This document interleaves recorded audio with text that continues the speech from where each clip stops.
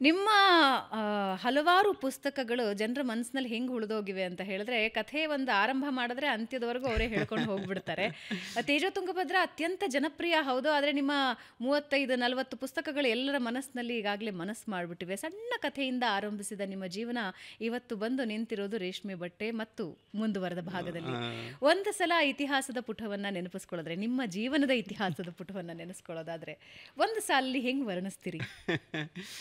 ಅದೃಷ್ಟವಂತ ಅನಿಸುತ್ತೆ ನನಗೆ. ನನ್ನನ್ನು ನಾನು ಅದೃಷ್ಟವಂತ ಅಂತ ಕರ್ಕೊಳ್ತೀನಿ. ಏಕೆಂದರೆ ಬರಿಬೇಕು ಅನ್ನೋದು ಸಾಕಷ್ಟು ಜನರಿಗೆ ಆ ಉತ್ಸಾಹ ಇರುತ್ತೆ, ಬರೀತಾರೆ ಪಾಪ. ಎಷ್ಟು ಒಳ್ಳೊಳ್ಳೆ ರೈಟರ್ಸ್ ಇರ್ತಾರೆ ಕನ್ನಡದಲ್ಲಂತೂ, ಒಳ್ಳೆ ಲೇಖಕರು ಇರ್ತಾರೆ. ಬಟ್ ಓದುಗರು ಎಲ್ಲರಿಗೂ ದಕ್ಕಲ್ಲ, ಅಥವಾ ಅವರ ಕಾಲದಲ್ಲಿ ದಕ್ಕಲ್ಲ, ಅವರ ನಂತರದ ಕಾಲದಲ್ಲಿ ದಕ್ತಾರೇನೋ.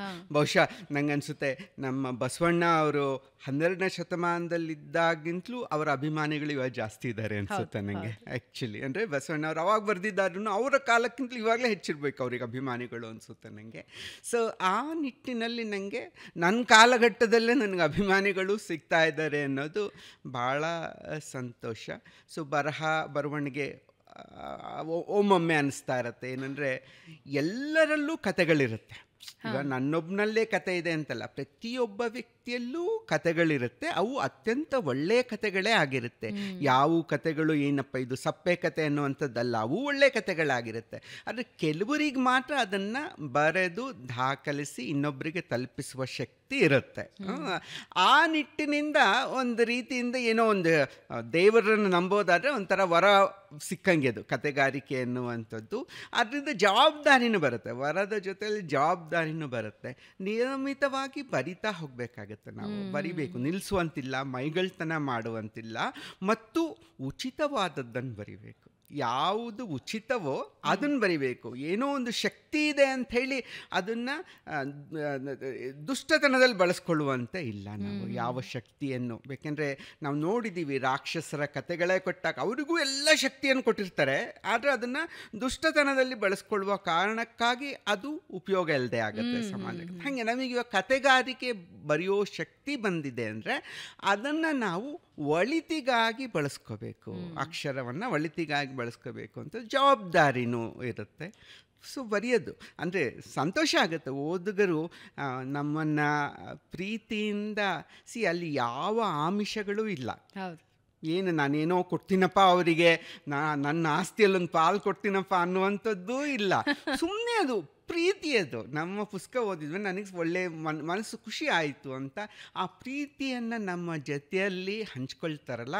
ಎಲ್ಲಿ ತನಕನ ಓದುಗರು ಲೇಖಕರ ಜೊತೆಯಲ್ಲಿ ತಮ್ಮ ಅಭಿಮಾನವನ್ನು ಹಂಚ್ಕೊಳ್ತಾ ಇರ್ತಾರೋ ಅಲ್ಲಿ ತನಕ ಸಮಾಜ ಸ್ವಲ್ಪ ಚೆನ್ನಾಗಿದೆ ಅಂತಲೇ ಅರ್ಥ. ನನಗೆ ಈ ಸ್ಕೂಲು ಕಾಲೇಜುಗಳಲ್ಲಿ ಹಿಸ್ಟ್ರಿ ಸಬ್ಜೆಕ್ಟು ತುಂಬ ಬೋರ್ ಆಗೋದು. ಹೌದು ಹೌದು, ನಂಗೆ ಯಾವಾಗಲೂ ನಿದ್ದೆ ಬರೋದು. ಅದು ಸಮಸ್ಯೆ ನನ್ನದಲ್ಲ, ಸಮಸ್ಯೆ ಹೇಳುವರದು ಅಂತ ನಂಗೆ ಬಹಳ ದಿನಗಳಾದಮೇಲೆ ಗೊತ್ತಾಯಿತು. ಇತಿಹಾಸದ ರೀತಿಯಲ್ಲಿ ಹೇಳಬೇಕಾದ ರೀತಿಯಲ್ಲಿ, ಅರ್ಥ ಮಾಡಿಸ್ಬೇಕಾದ ರೀತಿಯಲ್ಲಿ ಹೇಳಲಿಲ್ಲ ಅಂದರೆ ಯಾರಿಗೂ ಇಂಟ್ರೆಸ್ಟ್ ಬರೋದಿಲ್ಲ. ಬಟ್ ನನಗೆ ನಿಮ್ಮ ಪುಸ್ತಕಗಳಲ್ಲಿ ಅನಿಸೋದು, ಇತಿಹಾಸನ ಎಷ್ಟು ಸುಲಲಿತವಾಗಿ ಅರ್ಥ ಮಾಡಿಸ್ತೀರಿ. ಬರೀ ಇತಿಹಾಸ ಅಲ್ಲ, ಆಗಿನ ಕಾಲದ ಜನಜೀವನ ಹೇಗಿತ್ತು, ದುಡಿಮೆ ಹೇಗಿತ್ತು, ಜಾತಿ ಪದ್ಧತಿಗಳು ಹೇಗಿದ್ವು, ಧರ್ಮ ವೈಷಮ್ಯಗಳು ಹೇಗಿದ್ವು, ಅದನ್ನ ಇಷ್ಟು ಸುಲಲಿತವಾಗಿ ಯಾರಿಗೂ ಅರ್ಥ ಮಾಡಿಸಬಹುದು ಅನ್ನೋದನ್ನ ನಾನು ಬಹುಶಃ ಅತೀ ಕಡಿಮೆ ಲೇಖಕರಲ್ಲಿ ನಾನು ನೋಡಿರೋದು. ನಾನು ಹೆಚ್ಚಾಗಿ ನಿಮ್ಮನ್ನು ಹೊಗಳ್ತಾ ಇದ್ದೀನಿ ಅಂತಲ್ಲ, ಯಾಕಂದರೆ ನಾನು ಅದನ್ನು ಅನುಭವಿಸಿ ಓದಿ ಅರ್ಥ ಮಾಡ್ಕೊಂಡಿರೋದ್ರಿಂದ ನಾನು ಅದನ್ನು ನಿಮಗೆ ಎಕ್ಸ್ಪ್ರೆಸ್ ಮಾಡ್ತಾ ಇದ್ದೀನಿ. ಅಲ್ಲ, ಅದಕ್ಕೆ ಕಾರಣ ಇರುತ್ತೆ ಅನಿಸುತ್ತೆ.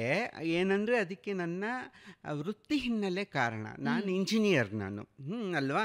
ಇಂಜಿನಿಯರಿಂಗ್ನಲ್ಲಿ ಯಾವುದಕ್ಕೆ ಬಹಳ ಪ್ರಾಮುಖ್ಯತೆ ಇರುತ್ತೆ ಅಂದರೆ, ಅತ್ಯಂತ ಸಂಕೀರ್ಣವಾದಂಥ ಪ್ರಾಜೆಕ್ಟನ್ನು ಅತ್ಯಂತ ಸರಳವಾಗಿ ನಿಭಾಯಿಸೋದು. ಸೊ ಡಿಸೈನ್ ಅಂತ ಏನು ಹೇಳ್ತೀವೋ ಅದು ಸಿಂಪಲ್ ಡಿಸೈನ್ ಇರಬೇಕು, ಅದು ತುಂಬ ಶಕ್ತಿಯುತವಾಗಿರಬೇಕಾದ್ರೆ ಅದಕ್ಕೆ ತುಂಬ ಮಹತ್ವವನ್ನು ಕೊಡ್ತಾರೆ ಎಲ್ಲರೂ ಅಲ್ವಾ. ಸೊ ನಮ್ಮ ತಲೆಯಲ್ಲಿ ಯಾವಾಗಲೂ ಅದು ಉಳಿದಿರುತ್ತೆ, ಸರಳವಾಗಿ ಮಾಡಬೇಕು. ಏನಾದರೂ ಪರಿಹಾರವನ್ನು ಕೊಡೋದಾದ್ರೆ ಸರಳವಾಗಿರಬೇಕು, ಅದು ತುಂಬ ಸಂಕೀರ್ಣವಾಗಿರಬಾರ್ದು ಅನ್ನುವಂಥದ್ದು ಯಾವಾಗಲೂ ಹಿನ್ನೆಲೆಯಲ್ಲಿ ಇದ್ದೇ ಇರುತ್ತೆ ಇಂಜಿನಿಯರ್ಸ್ಗೆ. ಆದ್ದರಿಂದ ನಾವು ಆ ಸರಳತೆಗೆ ಸರಳತೆಗೆ ಹಾತೊರಿತೀವಿ ಅನಿಸುತ್ತೆ ನಾವೆಲ್ಲ.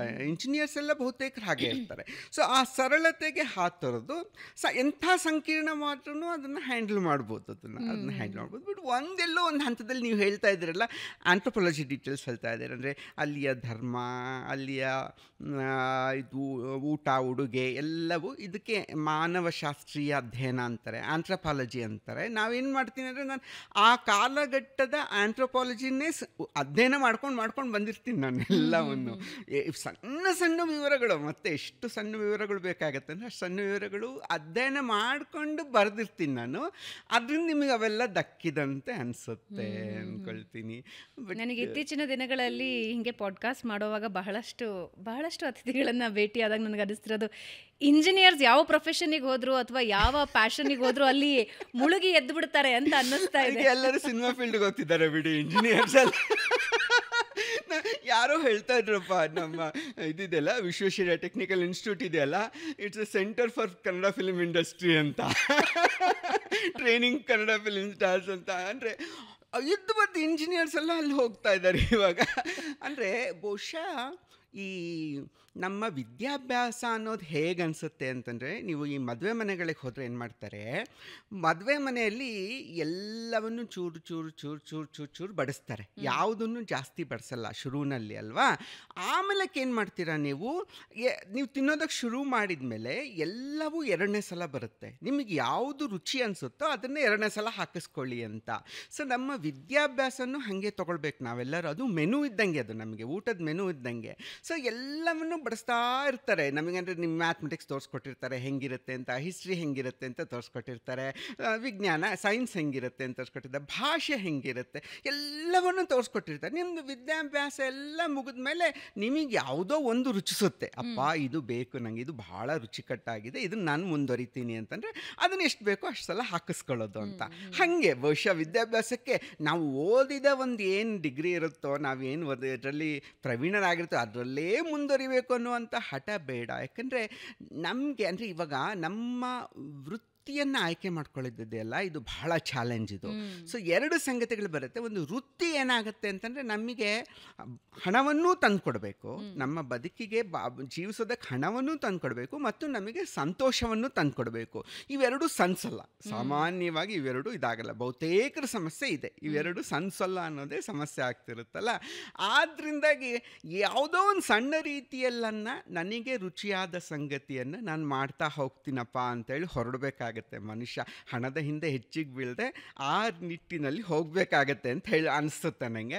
ಆವಾಗ ಒಂದು ರೀತಿಯ ಸಮಾಧಾನ ಅಥವಾ ನೆಮ್ಮದಿ ಅನ್ನೋದು ಇರುತ್ತೆ.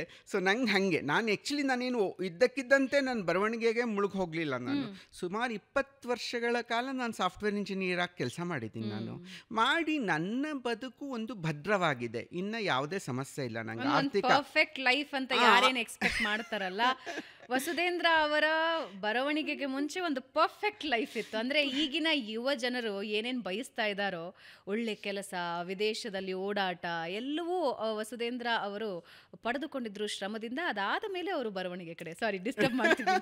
ಇಲ್ಲಪ್ಪ, ನೀ ಹೇಳಿದ್ರೆ ನಾ ಅದೃಷ್ಟವಂತ ಅಂತ ಯಾವಾಗಲೂ ಹೇಳ್ತಿರ್ತೀನಿ. ಅಂದರೆ ಓದೋದಕ್ಕೆ ಒಳ್ಳೆ ಶಾಲೆ ಸಿಕ್ತು. ನಮ್ಮೂರ ಸಣ್ಣೂರು, ನಮ್ಮದು ಸಣ್ಣೂರೇನು ದೊಡ್ಡ ಊರಲ್ಲ, ಸರ್ಕಾರಿ ಶಾಲೆಯಲ್ಲಿ ಓದಿದ್ದು. ಎಷ್ಟು ಚೆಂದ ಕಲಿಸ್ಕೊಟ್ರು ನಮ್ಮ ಶಾಲೆಯಲ್ಲಿ, ಅಂದರೆ ತುಂಬ ಚೆನ್ನಾಗಿ ಕಲಿಸ್ಕೊಟ್ರು ನಮ್ಮ ಮೇಷ್ಟ್ರುಗಳೆಲ್ಲರೂ. ನಮಗೇನು ಬರ್ತಿದ್ದಿಲ್ಲ ಅಂದರೆ ಇಂಗ್ಲೀಷ್ ಬರ್ತಿರ್ಲಿಲ್ಲ ಅಷ್ಟೇ. ಸೊ ಇಂಗ್ಲೀಷ್ ಯಾವಾಗಲೂ ಹಳ್ಳಿಯ ಹಿನ್ನೆಲೆಯಿಂದ ಬಂದ ಹುಡುಗರಿಗೆ ಇಂಗ್ಲೀಷ್ ಬರಲ್ಲ, ನನಗೂ ಬರ್ತಿರ್ಲಿಲ್ಲ ಇಂಗ್ಲೀಷ್. ಆವಾಗ ಆನಂತರ ಕಲ್ತ್ಕೊಂಡಿದ್ದಾಯಿತು. ಅದು ಪರವಾಗಿಲ್ಲ, ಇಂಗ್ಲೀಷ್ ಜ್ಞಾನ ಅಲ್ಲ, ಒಂದು ಭಾಷೆ ಜ್ಞಾನ ಅಲ್ಲ ಅದು. ಸೊ ಆಮೇಲೆ ನಮಗೆ ಒಳ್ಳೆ ಕಾಲೇಜ್ ಸಿಕ್ತು. ಕಷ್ಟಪಟ್ಟು ಓದುವ ಹುಡುಗರಿಗೆ ನಾನೆಲ್ಲ ಕಡೆಗೂ ರ್ಯಾಂಕೆ, ಸೊ ರ್ಯಾಂಕ್ ಬರ್ತಾನೆ ಇದ್ದೆ ನಾನು. ಸೊ ರಾಜ್ಯಕ್ಕೆ 2ನೇ ಪ್ರಶಸ್ತಿ, 2ನೇ ರ್ಯಾಂಕ್ ಬಂದಿದ್ದು. ಅದು ಮೊದಲು ನಾನು ಯೂನಿವರ್ಸಿಟಿ ರ್ಯಾಂಕ್. ನಮ್ಮ ಸಣ್ಣ ಊರುಗಳು ನಮಗೇನು ಐಡಿಯಾಸೇ ಇರಲ್ಲ ನಮಗೆ. ಆ್ಯಕ್ಚುಲಿ ನಮಗೆ ರ್ಯಾಂಕ್ ಬರುವಂಥ ವ್ಯಕ್ತಿತ್ವಗಳು ನಾವು ಅಂತಲೇ ಗೊತ್ತಿರಲ್ಲ ನಮಗೆ ಎಷ್ಟೋ ಸಲ. ಈ ಟೈಮಲ್ಲಿ ಮೊಬೈಲ್ ಇದೆ, ಒಂದು ಟಿ ವಿ ಇದೆ, ಎಲ್ಲ ಜಗತ್ತು ಗೊತ್ತಾಗುತ್ತೆ. ನಮ್ಮ ಕಾಲದಲ್ಲಿ ನಮಗೇನೂ ಗೊತ್ತಿಲ್ಲ, ನಾವು ನ್ಯೂಸ್ ಪೇಪರ್ ಓದ್ತಿರ್ಲಿಲ್ಲ ಆ ಕಾಲದಲ್ಲಿ, ನಮಗೇನೂ ಗೊತ್ತಿರಲಿಲ್ಲ ಆ ಟೈಮಲ್ಲಿ. ಬಟ್ ಒಳ್ಳೆ ಒಂದು ತಳಹದಿ ಹಾಕ್ಕೊಡ್ತು ಶಾಲೆ ನಮಗೆ. ಹಾಂ, ನಂಗೆ ಗೊತ್ತಾ, ನನಗೆ ಯಾವಾಗ ಸೂರತ್ ಕಲ್ಲಿಗೆ ಸೇರ್ಕೊಂಡ್ಮೇಲೆ ನಂಗೆ ಗೊತ್ತಾಯಿತು ನಾನು ಎಷ್ಟು ಚೆಂದ, ನಾನು ಮ್ಯಾಥಮೆಟಿಕ್ಸ್ನಲ್ಲೇ ನಾನು ತುಂಬ ಟ್ಯಾಲೆಂಟೆಡ್ ಇದೆ, ತುಂಬ ಮ್ಯಾಥಮೆಟಿಕ್ಸ್ ವಾಸ್ ಮೈ ಸಬ್ಜೆಕ್ಟ್. ನಾನು ಇವಾಗಲೂ ಮ್ಯಾಥಮೆಟಿಕ್ಸ್ ಅಂದರೆ ಇಷ್ಟ ನನಗೆ. ಸೊ ಎಷ್ಟು ಚೆಂದ ತಳಹದಿ ಹಾಕ್ಕೊಟ್ಟಿತ್ತು ಅಂದರೆ ನಮ್ಮ ಶಾಲೆ. ಸೊ ನಾನು ಅಲ್ಲಿ ಹೋದಾಗ ನನಗೆ ಇಂಗ್ಲೀಷ್ ಬರೋಲ್ಲ ಅನ್ನೋದೊಂದೇ, ಬಟ್ ಮ್ಯಾಥಮೆಟಿಕ್ಸ್ ಬಂದಾಗ ನನ್ನಷ್ಟು ಫಾಸ್ಟಾಗಿ, ನನ್ನಷ್ಟು ವೇಗವಾಗಿ ಯಾರೂ ಮಾಡ್ತಿರ್ಲಿಲ್ಲ ಮ್ಯಾಥ್ಸ್. ನನ್ನ ಹತ್ರ ಬರ್ತಾಯಿದ್ರು ಎಲ್ಲರೂ ಕೇಳ್ಕೊಳ್ಳೋಕ್ಕೆ ಎಷ್ಟೊಂದು ಮ್ಯಾಥಮೆಟಿಕ್ಸ್ ವಿಷಯಗಳನ್ನು. ಸೊ ಅವೆಲ್ಲ ಗೊತ್ತಾಗತ್ತೆ ನಮಗೆ, ಜ್ಞಾನವನ್ನು ಕಲಿಸ್ಕೊಟ್ರು ಅಂತ. ಭಾರತದಲ್ಲಿ ಒಂದಿಷ್ಟು ಎಜುಕೇಷನ್ ಚೆನ್ನಾಗಿದೆ, ಇಲ್ಲ ಅಂತಲ್ಲ. ಈಗ ಕೆಲವು ಕಾರಣಕ್ಕೆ ಸಮಸ್ಯೆಗಳಾಗ್ತಾ ಇದ್ರೂ ಆ ಕಾಲದಲ್ಲಂತೂ ಸರ್ಕಾರಿ ಶಾಲೆಗಳು ಭಾಳ ಚೆನ್ನಾಗಿದ್ವು. ನಾವು ಅಂದರೆ ಯಾವಾಗ ನಾನು ಇಡೀ ನನ್ನ ಇಂಜಿನಿಯರಿಂಗ್ ಮಾಡಿದ್ದೀನಿ ಸೂರತ್ ಕಲ್ಲಿಂದ, ಮತ್ತು ಮಾಸ್ಟರ್ಸ್ನ ಇಂಡಿಯನ್ ಇನ್ಸ್ಟಿಟ್ಯೂಟ್ ಆಫ್ ಸೈನ್ಸು. ನಮ್ಮ PUC ತನಕ ನಮ್ಮ ಸೊಂಡೂರಿನ ಶಾಲೆ ಛತ್ರಪತಿ ಶಿವಾಜಿ ವಿದ್ಯಾಮಂದಿರ ಅಂತ, ಅದು ಇದ್ರ ಶಾಲೆ, ಸರ್ಕಾರಿ ಶಾಲೆ. ಅದು ಬಾಲ್ಯದ ನೆನಪು ಮಾಡ್ಕೊಳ್ಳೋಣ. ಬಟ್ ಏನು ಹೇಳಬೇಕಂದ್ರೆ ಎಲ್ಲೆಲ್ಲೂ ಒಂದು ಪೈಸವನ್ನು ಕೊಟ್ಟಿಲ್ಲ ನಾವು, ಯಾವುದೇ ಒಂದು ರೂಪಾಯಿಯನ್ನು ಕೊಡದೆ ಎಲ್ಲವೂ ಉಚಿತವಾಗಿ ದಕ್ಕಿರುವಂಥದ್ದು ನಮಗೆ ಎಜುಕೇಷನ್. ನಮ್ಮಲ್ಲಿ ಆ ಟೈಮ್ನಲ್ಲಿ ಹಂಗಿತ್ತು. So that is something which is brilliant ಅಂತ. ಯಾ